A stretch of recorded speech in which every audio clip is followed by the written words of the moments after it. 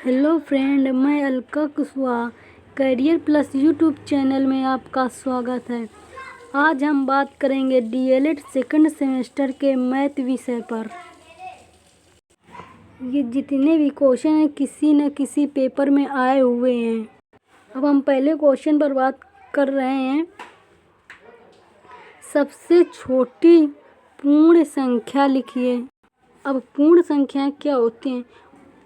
प्राकृतिक संख्याओं में यदि शून्य को शामिल करते हैं तो प्राप्त संख्याएं पूर्ण संख्याएं या होल नंबर कहलाती हैं। तो क्या हो जाएगा? W बराबर 0 कामा, ये प्राकृतिक संख्या हो गई, 2 कामा 3 कामा 4 कामा। तो सबसे छोटी पूर्ण संख्या शून्य हो जाएगी। अब अगला क्वेश्चन ये भी पूछ सकता है कि सबसे छोटी अभाज्य संख्या लिखिए। तो सबसे छोटी अभाज्य संख्या 2 होगी। और अभाज्य संख्या क्या होती है? अभाज्य संख्या वो संख्या जो एक से तथा खुद से विभाजित हो उसे अभाज्य संख्या कहते हैं। जैसे 2, 3, 5, 7, 11। अब पूछ सकता है सबसे छोटी भाज्य संख्या बताए। तो सबसे छोटी भाज्य संख्या 4 होगी। और भाज्य संख्या क्या होती है? ऐसी संख्या जो एक से, खुद से तथा किसी अन्य संख्या से कटे वो भाज्य संख्या होती है। जैसे कि 4 हो गया, 4, 6, 8, 10। जैसे ये 4 है तो 4 खुद से कट जाएगा और 2 से भी कटेगा। जैसे ये 6 है तो 6 2 से भी कट सकता है और 3 से कट सकता है और 6 से खुद कटेगा। अगले क्वेश्चन पर हम बात करेंगे 83 के अंकों को परस्पर बदलने में प्राप्त संख्या को मूल संख्या से घटाने पर कौन सी संख्या मिलती है। ये क्वेश्चन BTC 2016 में आया हुआ है। अब 83 को पलटने में हमें क्या प्राप्त होगा? 38। और 38 को 83 से जब माइनस करेंगे तो 45 प्राप्त होगा। और यही हमसे पूछा गया है कि मूल संख्या से जो अंक पलटने में घटाया जाता है तो हमें क्या प्राप्त होता है? तो यही 45 प्राप्त होगा। अगला क्वेश्चन है एक काम 30 मजदूर 16 दिन में पूरा करते हैं तो 12 मजदूर इसी काम को कितने दिन में पूरा करेंगे। अब यहाँ पे क्या है? यहाँ पे M1 बराबर 30 दिया हुआ है और D1 बराबर 16 दिया हुआ और M2 बराबर 12 दिया हुआ है। हमसे क्या पूछ रहा है? हमसे D2 पूछ रहा है।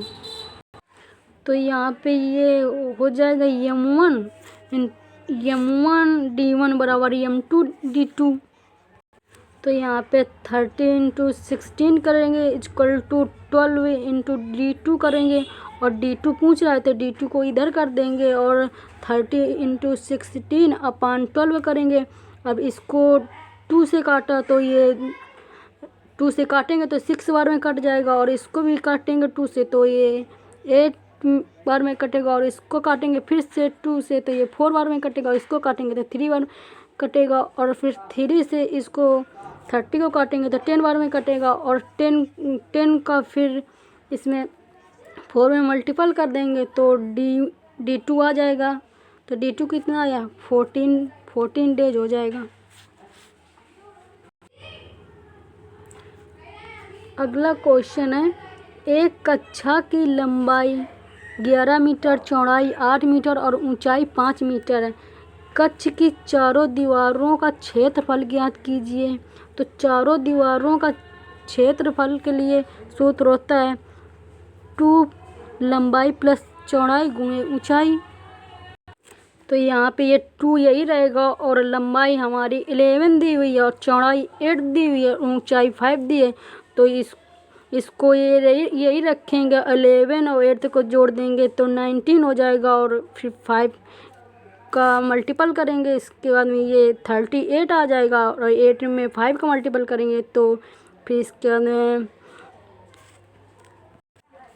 तो हमें ये क्षेत्रफल है 190 वर्ग मीटर प्राप्त हो जाएगा। अब अगला क्वेश्चन है समीकरण -4x + 3 = -6x - 18। तो इस क्वेश्चन में कुछ नहीं करना, जो x है उसे एक तरफ लेना है और जो कांस्टेंट है उसे एक तरफ लेना है। अब यहाँ पे क्या करेंगे, यहाँ ये 3 ये वही रहेगा और इधर से 18 ये माइनस में है तो इधर ये प्लस में आ जाएगा, फिर ये इक्वल टू वही रहेगा और -6x और ये जो 4 है ये माइनस में है तो इधर बराबर के इधर आता है तो ये प्लस में हो जाएगा। और इसको अगर ऐड किया तो 21 हुआ और इसको -6x में 4x को घटाएंगे तो -2x हो जाएगा और फिर यहाँ x बराबर 21/2, ये जो माइनस है तो माइनस में ही रहेगा। यही हमारा आंसर हो, जो कि ये भी 2016 में पूछा गया क्वेश्चन है। अगला क्वेश्चन है प्लेटो का जन्म 429 ईस्वी पूर्व में हुआ था तथा 348 ईस्वी पूर्व में दिव्यांगत हुए। वे कितने वर्ष जीवित रहे? तो इसमें बस कुछ नहीं करना है, इसमें बस 429 में 348 को माइनस कर देना है और हमें ये पता चल जाएगा कि वो कितने वर्ष जीवित रहे। तो इसको माइनस करने में हमें कितना प्राप्त होता है? 81 प्राप्त होता है।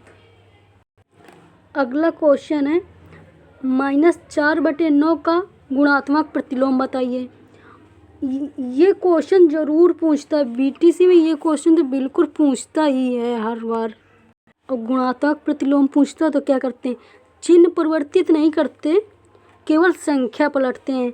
जैसे कि ये लिखा है -4/9 तो यहाँ पे ये चिन्ह जो है वो वही रहेगा और यहाँ पे क्या हो जाएगा 9/4, यानी बस संख्या पलट देते हैं और चिन्ह वही रहता है। अगला क्वेश्चन है -3/5 का योगात्मक प्रतिलोम बताइए। तो योगात्मक प्रतिलोम में क्या करते हैं, केवल चिन्ह परिवर्तित करते हैं और संख्या वही रहती है और तभी सभी लोग कंफ्यूज रहते हैं, इसमें चिन्ह पलट देंगे कहीं उसमें चिन्ह पलट देंगे। तो यहाँ पे क्या करेंगे, केवल चिन्ह चेंज करना है हमें और संख्या वही रहेगी सेम।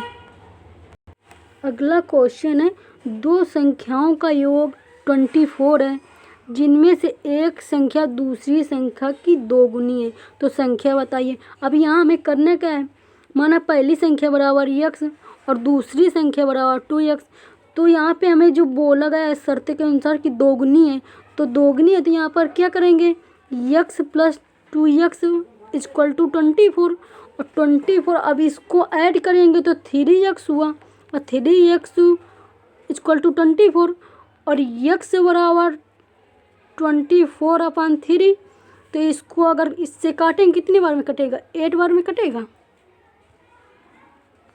अब यहाँ पे x बराबर हमारा कितना है 8 आया, तो यहाँ पे x हमने पहली संख्या मानी थी तो पहली संख्या हमारी 8 आ गई। अब हमने दूसरी संख्या 2x मानी है तो 2x, अब यहाँ पे क्या करेंगे, यहाँ पे x जो x ये दिया है तो 8 दिया है और इसका जो 2 है तो इसका 2 का इसमें मल्टीपल करेंगे तो यहाँ पे कितना आएगा 16 आएगा। यही हमारा आंसर है, जो दूसरी संख्या ये वाली आई है। ये सभी क्वेश्चन बहुत ही इम्पॉर्टेंट है, जो पेपर में आए हुए हैं प्लीज़ लाइक ज़रूर करें। अगला क्वेश्चन दिया हुआ है 4 = 11, 4, 11, 16,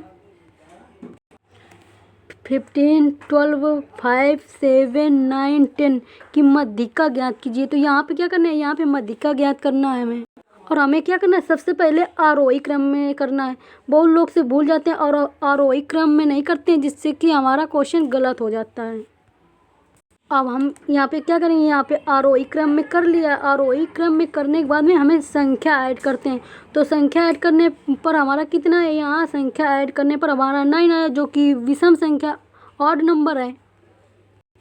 अब विषम संख्या के लिए मध्यिका का हमारा सूत्र क्या होता है, पदों की संख्या +1/2। तो तो यहाँ पर क्या करेंगे, यहाँ पे पदों की संख्या हमें कितनी 9 मिली थी, तो 9 प्लस 1/2, तो यहाँ पे क्या करेंगे, यहाँ पे 10 हुआ, 10/2 होगा, तो यहाँ पे क्या है 9वां पद आया। अब 9वां पद आया तो यहाँ पे 9 यही जो 5वां पद आया तो 5वां ही पद, मतलब हमारा 5 आंसर नहीं होगा यहाँ पे। अब हमें देखना पड़ेगा कि हमारा 5वां पद कौन सा है। तो यहाँ पे आगे देखेंगे, जैसे ये हमारा 4, ये पहला पद हो गया, ये 4 हमारा पहला पद है, और इसके बाद में ये हमारा दूसरा पद हो, ये तीसरा, ये चौथा, ये 5वां, तो 5वां पद ये हमारा क्या है, ये 10 है। तो हमारा जो आंसर होगा ये यहाँ पे हमारा आंसर 10 होगा। अगले क्वेश्चन पर हम बात करेंगे, दो संख्याओं का गुणनफल 1500 है और इसका मासा 10 है, तो लासा बताओ।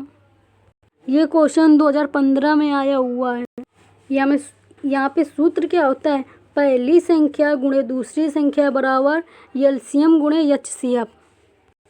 अब हमें पहली संख्या और दूसरी संख्या के यहाँ पर क्या गुणनफल दिया है, तो यहाँ पर ये गुणनफल लिखेंगे, और ये एलसीएम हमें पूछ रहा है, और ये सीएफ हमारा 10 दिया हुआ है, तो एलसीएम बराबर 1500/10 हो जाएगा, और इसको 0 से 0 काट देंगे तो हमारा एलसीएम कितना हुआ, एलसीएम हमारा 150 हुआ, यही हमारा आंसर हो जाएगा। अब एक क्वेश्चन हमारा आप लोगों से है,